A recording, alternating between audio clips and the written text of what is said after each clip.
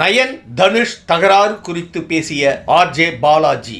தனுஷ் நயன்தாரா இடையே ஏற்பட்டுள்ள பிரச்சனை குறித்து நடிகர் ஆர்ஜே பாலாஜி கருத்து தெரிவித்துள்ளார். அவர், நானும் அதை இணையத்தில் பார்த்துதான் தெரிந்து கொண்டேன்.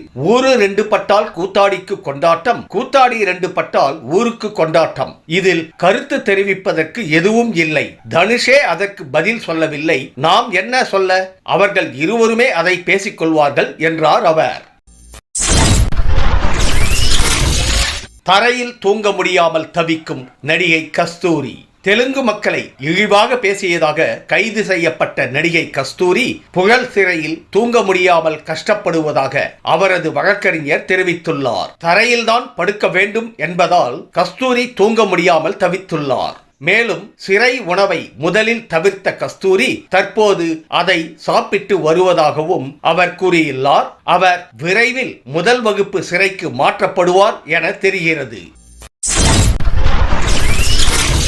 ரூபாய் 300 கோடி கிளப்பில் நுழைந்தது அமரன் திரைப்படம். சிவகார்த்திகேயன், சாய் பல்லவி நடிப்பில் வெளியாகி இருக்கும் அமரன் திரைப்படம் உலகம் முழுவதும் ரூபாய் 300 கோடி வசூல் செய்து சூப்பர் ஹிட் படமாக மாறியுள்ளது. சிவகார்த்திகேயன் கேரியரிலும் அதிக வசூல் செய்த திரைப்படமாக அமரன் மாறியுள்ளது. இந்த திரைப்படம் 19 நாட்களை கடந்து இன்னும் வெற்றி நடை போடுவதால் ரூபாய் 400 கோடி வரை பாக்ஸ் ஆபீஸ் வசூல் செய்யும் என்று எதிர்பார்க்கப்படுகிறது.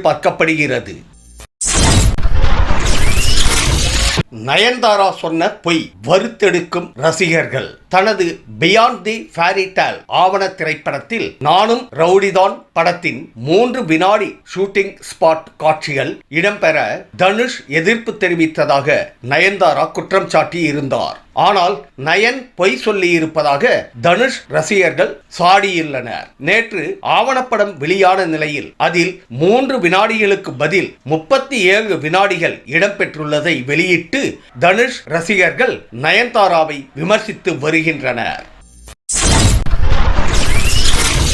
150 நடிகைகளுக்கு தனுஷ் தொல்லை.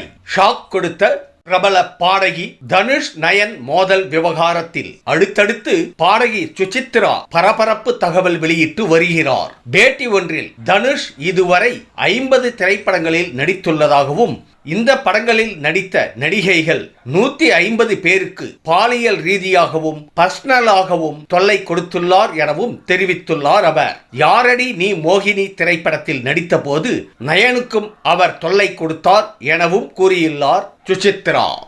தளபதி சேனலுக்கு சப்ஸ்கிரைப் செய்து ஆதரவு அளிக்க கோரும் தளபதி.